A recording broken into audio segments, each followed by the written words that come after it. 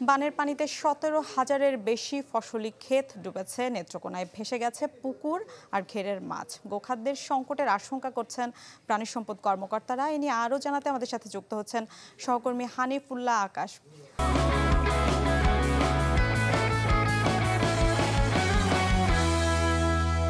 আকাশ, কৃষি খাতে আর কি ক্ষয়ক্ষতির আশঙ্কা করা হচ্ছে? ভুক্তভোগী কৃষক এবং প্রাণী সম্পদ অধিদপ্তরের কর্মকর্তারা ঠিক কি বলছেন এ নিয়ে?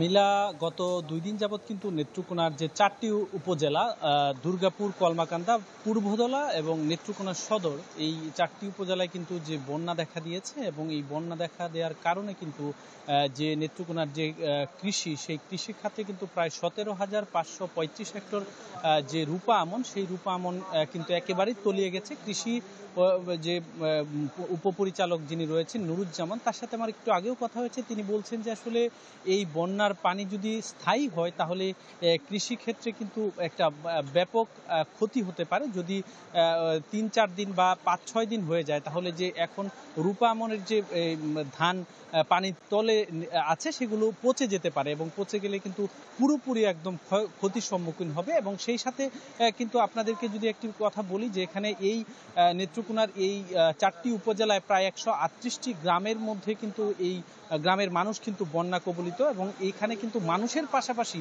যে গোখাদ্য এবং সেটিরও সংকট দেখা দিয়েছে।